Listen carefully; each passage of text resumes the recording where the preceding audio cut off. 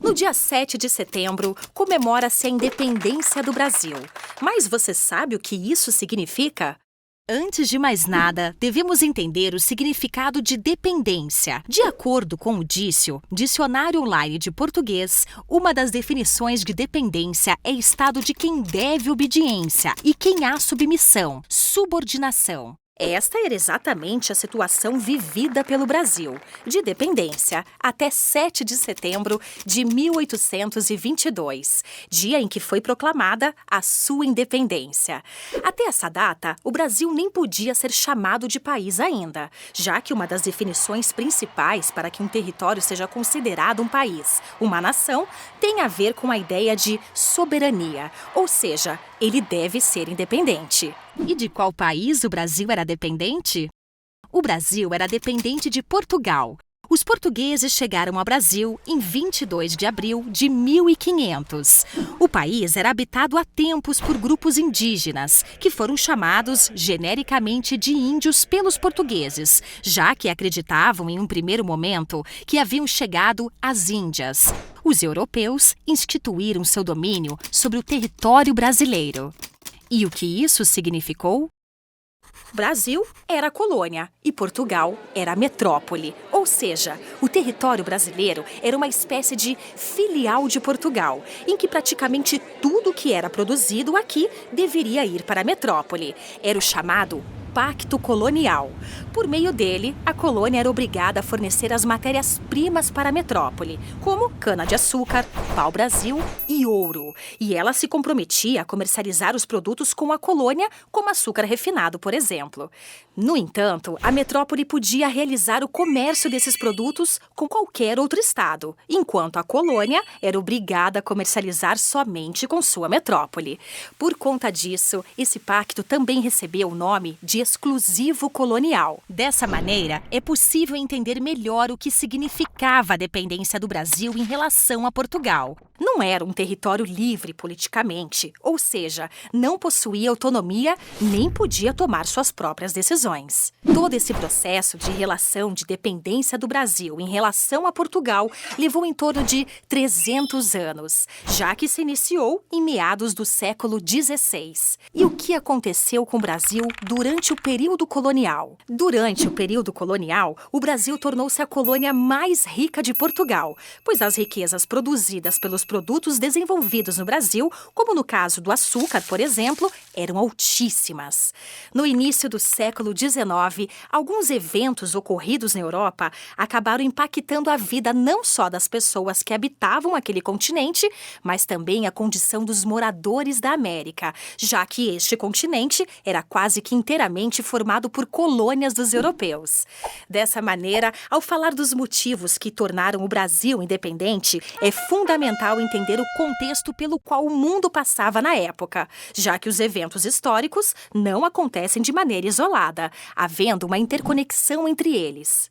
Um desses eventos mudou a história não somente da Europa, mas do mundo como um todo. Estamos falando da Revolução Francesa. Motivado a expandir os domínios da França, Napoleão Bonaparte, militar e estrategista, foi conquistando territórios pela Europa continental, a ponto de estabelecer um novo império. Embora a França de Napoleão fosse muito forte e quase imbatível em terra, no mar havia outra nação ainda mais poderosa militarmente e que rivalizava economicamente com a França, a Inglaterra. Após muitas batalhas e vendo que não conseguiria dominar os ingleses, Napoleão resolveu usar outra tática: instituir o bloqueio continental, que impedia outras nações de conseguirem realizar comércio com a Inglaterra, o que a tornaria dependente da França e não teria outra saída a não ser aceitar ser dominada pelos franceses. E é nesse momento que a história do Brasil começa a mudar. Portugal era um dos países que mais necessitava fazer negócios com a Inglaterra. Dessa maneira, a nação ficou em uma situação delicada.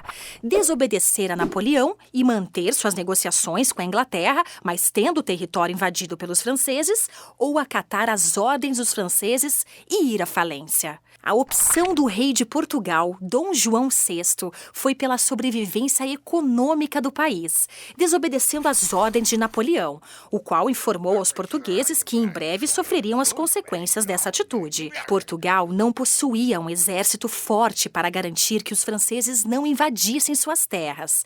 Então, a estratégia adotada em conjunto com a Inglaterra foi a seguinte: o governo português seria transferido para uma colônia afastada da Europa e a Inglaterra faria a escolta marítima da corte. A escolha por qual colônia recaiu sobre uma das mais distantes, mas também a mais lucrativa: o Brasil. Dessa maneira, embora o território português fosse invadido por Napoleão e suas tropas, o governo português não seria derrubado. Depois de mais de 50 dias de viagem, a coroa portuguesa desembarcou no Brasil e mudou a história da colônia. Portugal deixou de considerar o Brasil um território colonial e o Brasil passou a ser um novo reino, aliado a Portugal, o Reino Unido de Portugal e Algarves. Mesmo assim, o Brasil ainda era território português. Com a corte portuguesa no Brasil, muitas coisas mudaram, sobretudo no Rio de Janeiro, que antes era a capital da colônia e tornou-se a capital não somente do Brasil, mas de todo o Império Português. Ou seja, o Rio de Janeiro já foi a capital de Portugal. Tudo caminhava dessa maneira desde então, mas em 1815, Napoleão Bonaparte foi derrotado na Europa e já não havia mais o porquê de a corte ficar no Brasil, embora essa tenha sido a vontade dos governantes. Lembra que a corte portuguesa foi ao Brasil para fugir de uma possível invasão da França? Só que o povo português não estava contente de ter sido abandonado pelos seus governantes. E então ocorreu uma revolução em Portugal chamada de Revolução Liberal do Porto, que exigia o imediato retorno do rei e também a volta do Brasil à condição de colônia. Para que não corresse o risco de perder a coroa, Dom João concordou e voltou à Europa. Nesse momento, a América também passava por uma série de insurreições que buscavam a independência das colônias em relação às metrópoles. Por conta desse cenário, Dom João deixou seu filho Dom Pedro I como governante, príncipe regente do Brasil, já que o governo permaneceria com Portugal, em vez de a população local assumir o comando e instaurar repúblicas, como nos países vizinhos. Além disso, internamente, movimentos políticos organizados buscavam uma separação efetiva de Portugal. No entanto, a independência parecia questão de tempo, já que os movimentos independentistas dos países vizinhos e no Brasil não paravam de aumentar. Por conta da Revolução no Porto, que agora também exigia a volta de Dom Pedro a Portugal, as elites brasileiras sentiam-se ameaçadas com a possibilidade de o Brasil voltar a ser colônia de Portugal e buscaram o apoio de Dom Pedro para que isso não ocorresse. Ao receber um abaixo-assinado contendo mais de 8.000 assinaturas pedindo por sua permanência, além de entender que regressando a Portugal estaria deixando a condição de governante, Dom Pedro decidiu que não regressaria e ficaria no Brasil. Momento que ficou marcado como o Dia do Fico. Algumas fontes historiográficas afirmam que, nesse momento, ele teria proferido a frase que ficou famosa anos mais tarde: "Se é para o bem de todos e felicidade geral da nação, estou pronto. Diga ao povo que fico." O fato de Dom Pedro ter permanecido no país e recusado voltar a Portugal demonstra com ênfase que a independência política estava em curso. Algumas das evidências que demonstram essa questão foram as ações posteriores e o cenário que se criava.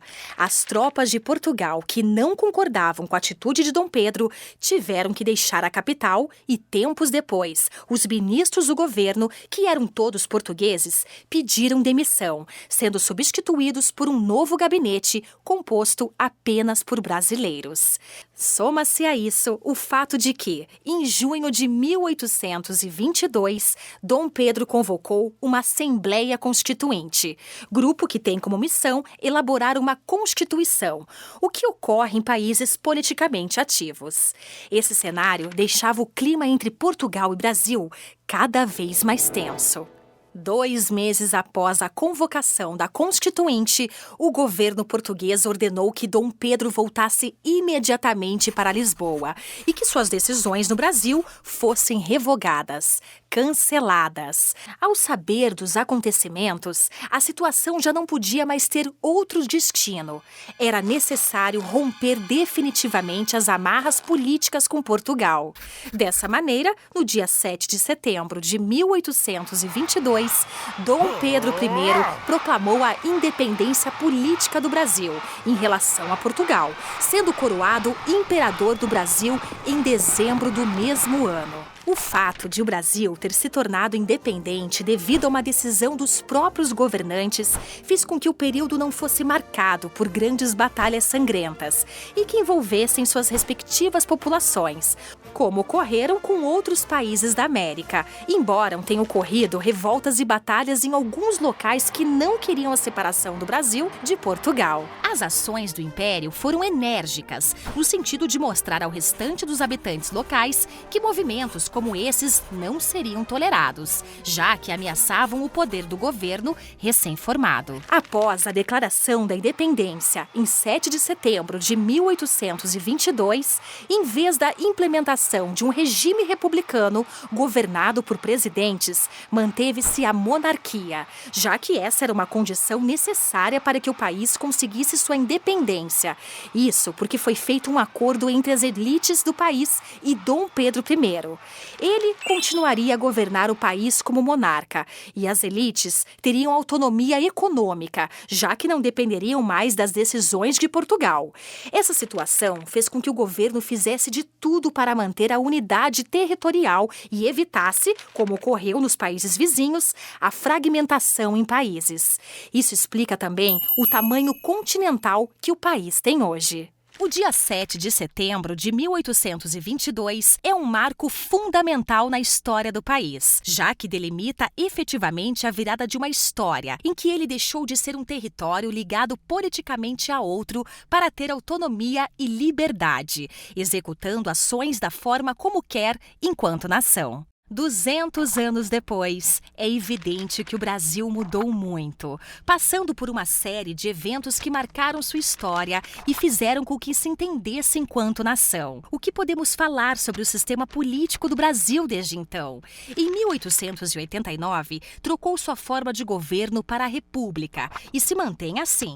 Passou por período de regime militar entre 1964 e 1985 e publicou sua Constituição Democrática em 1988. Hoje, o Brasil é uma nação livre, independente, democrática e governada por regime presidencialista, no qual o presidente é escolhido a cada 4 anos pelo voto popular.